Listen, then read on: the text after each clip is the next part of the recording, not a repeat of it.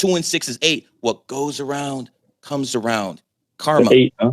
Exactly. Sheikh Uthman, can I interrupt? I just want to see, did any of this surprise you, or does it sound like the normal astrology mumbo jumbo? I'm in shock right now because that describes me to a T. That's amazing. Was that any different than when girls read their astrology charts, or are you being facetious? No. You got that from the numbers, right? Correct. That's not some of it was astrology, but 95% was numerology. You know what's funny, Sneako? What's funny? I wasn't born on 3rd of August 1976. That's very good. But you're the one who agreed to all that stuff.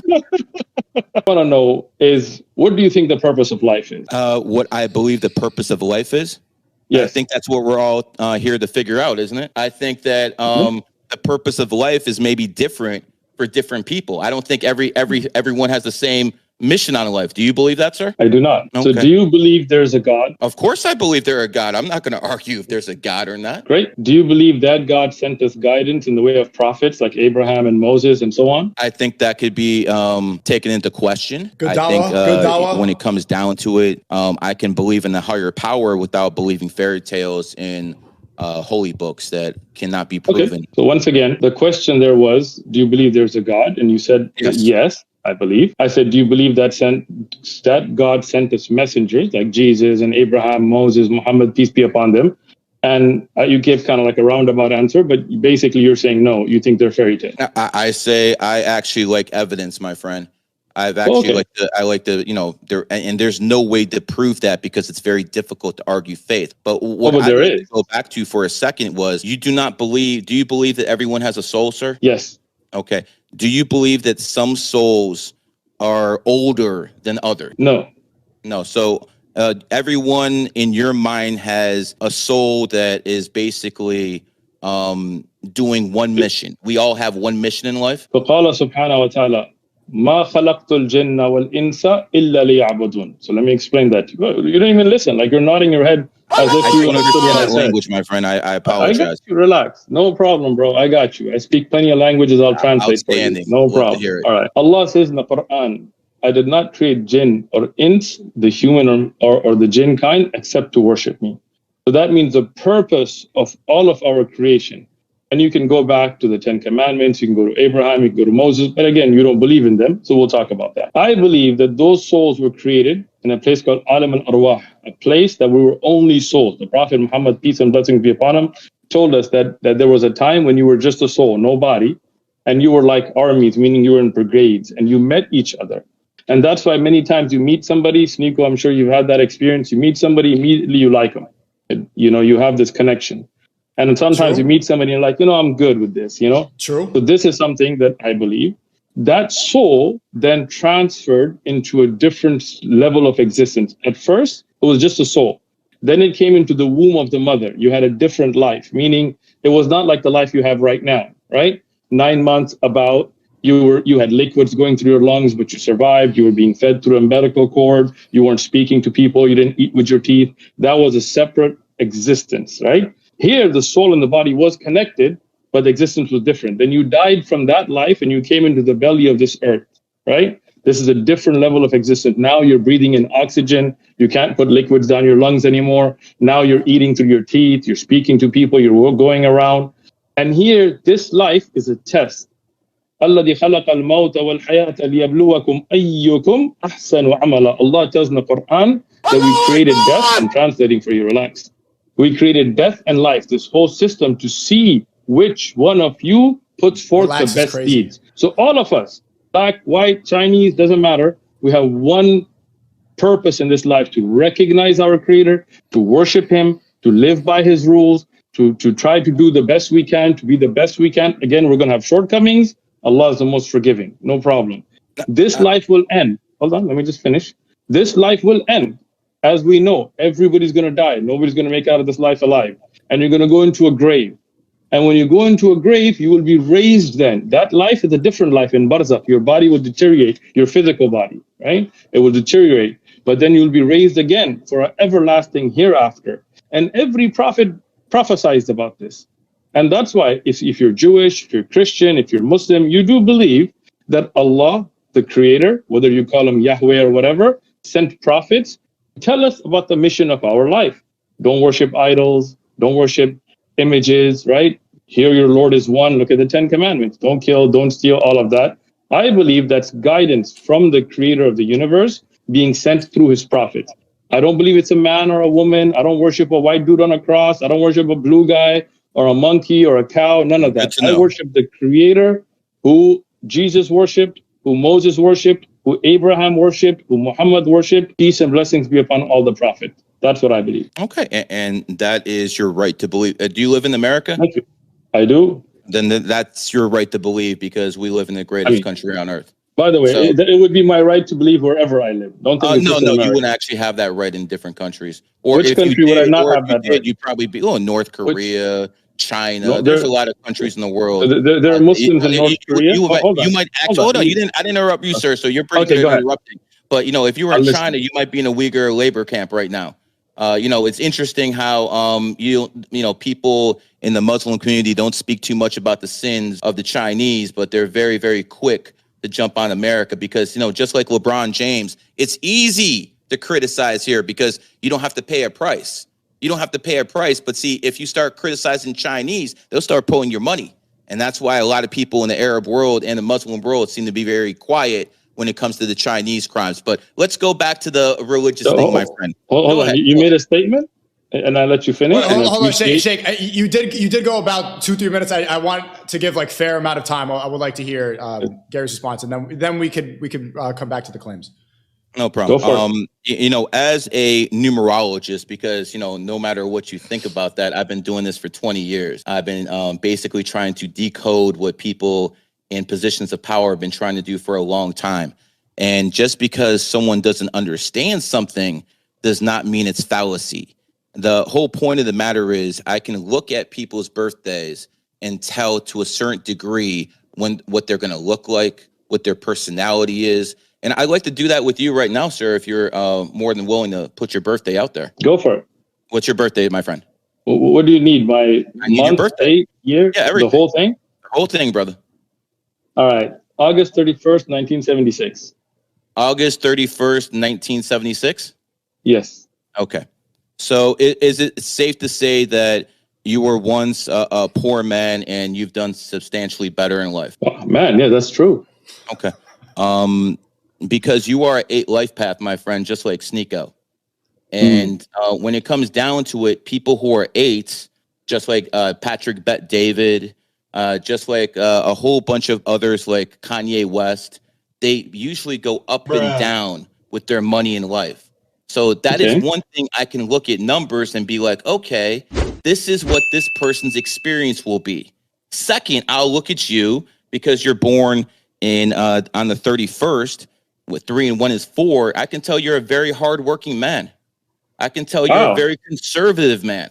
I can tell that my friend over here that you outwork people. That's how the hell you made it in life. You work, and you don't stop.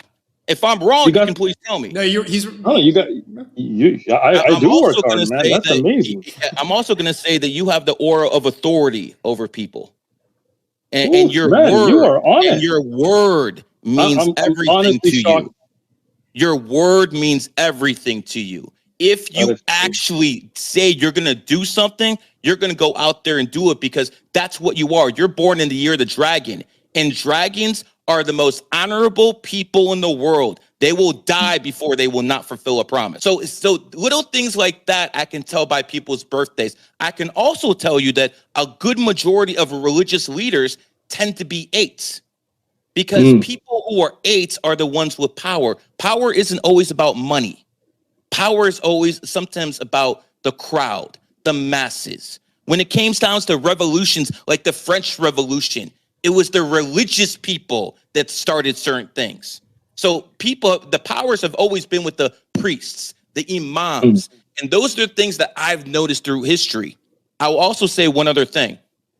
Do you believe in karma, sir? Define karma. You do bad things will come onto you. I believe in God's judgment. Yeah. Do you believe that God, if you do bad things, that God will punish you? Yes. But not like the Hindu concept. I understand.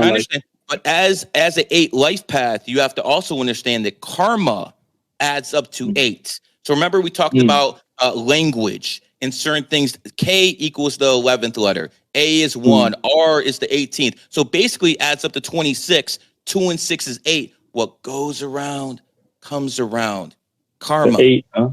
Exactly. Sheikh Uthman, can I interrupt? I just want to see, did any of this surprise you, or does it sound like the normal astrology mumbo jumbo? I'm in shock right now because that describes me to a T. That's amazing. Was that any different than when girls read their astrology charts, or are you being facetious? Or is that...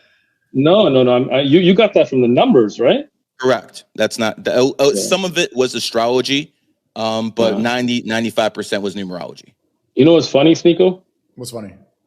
I wasn't born on 3rd of August, 1976. That's very good, but you're the one who agreed to all that stuff. You're the one to agree to all that stuff. You see this? You see this? I actually was born in another month in another year, which I'm like, I'm going to speak now. Nico, it's my turn. My turn now. My turn. Did I listen? Did I listen or did I not listen? You gave false information. Wait, I want to hear Sheikh Uthman. Can I hear your response now for about a minute? That's a lie, man.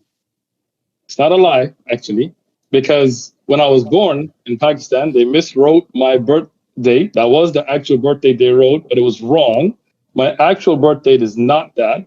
And everything you said, you just kind of guessed off my personality and what you wrote about me online. Let me finish. Because it did match, except that you did not get that information from that birth date, because that wasn't my birth. I was testing you. And you showed that there's all a facade. I did not know he was lying. I did not know. You figured out a facade. You figured out, okay, this guy came. Maybe you watched a video about my background, and you said, let me take the numbers and make a mix to present what you thought about me, even though it turns out that wasn't based on the numbers, because those weren't the numbers. Sheikh Uthman, man, he's one of the funniest debaters too, and even Gary pointed out. I even warned Gary before. I met him for lunch. Thanks a lot to him for that. And I told him, like, if you want to debate Sheikh Uthman, just know, like, his debate tactics are it's so difficult to debate him, because like he knows. I don't want to like reveal his tactics, but it's not something he's ever told me. But I noticed it like hosting it. Sheikh Uthman is like just the right enough passive aggressive and also direct at the same time. Because passive aggressive is like, that's how women will argue, but he does it just enough to be direct and aggressive and at you, but also being like, he just has the right amount of patronizing. So you'll talk and then I'll talk. Okay, are you finished? Are you finished? Are you done? I let you speak. Now I'm going to speak. And it's like, he does the right amount to make you look like a piece. So that he knows how to disarm the aggressive nature of a lot of people. Because Gary, especially like I saw it with Zerka, I highly recommend you guys watch that stream, the debate that Sheikh Uthman had with Zerka, because Zerka will come in like, I'm the sword, you homosexual, retard. And then Sheikh Uthman is like, okay, are you done? Are you done? And you're like, and then they have to drop their guard. They can't go that aggressive style. Doesn't hit this. I don't know if you guys saw it, but it doesn't pinpoint, because Sheikh Uthman never drops his frame. His frame is always like, I know the truth. Islam is the one true religion. And like, are you done? Are you done? Because he's like, you don't know the truth. Islam is the truth. And he kind of feels bad that you don't know. He's looking at you like, you're going to talk and then I'm going to talk, because it's like, he believes his faith is so strong. It just exudes that this is the truth. And he's like, oh, you poor little, you stupid little stupid. You don't know that Islam is the truth. Oh, you're an atheist. Oh, you're a Christian. Oh, but Gary too, man, it started off like, I don't know if you guys watched the entire debate, but it started off, I did not expect this at all. I don't want anybody to call me a snake. I thought that Sheikh Uthman was being honest about his birthday. When he said his birthday, and I was being 100% genuine. When Gary came with all that stuff about that you're hardworking, that you're honest, people respect you, you were once broken, now you make more money, I was like, whoa, he predicted everything. And then Sheikh Uthman was like, actually, it was a fake birthday. I'm like, what? It was a fake birthday. I'm like, what? These kind of tricks are cheap parlor tricks. These things have been going on for centuries. I've been to other countries. I've had Hindus come up to me. I've had Muslims come up to me. Palm readers come up to me. I don't believe in any of that stuff. Look, let me explain something. When you talk about the Quran, at least you got that part right, that the Quran has never been changed. Alhamdulillah, that's true. And let me tell you something. You you, me, Sneako, everybody's on a journey.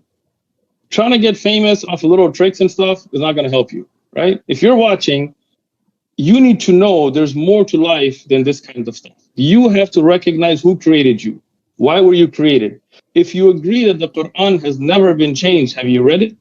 Go to the Quran. What does Allah say about why were you here? Where did you come from?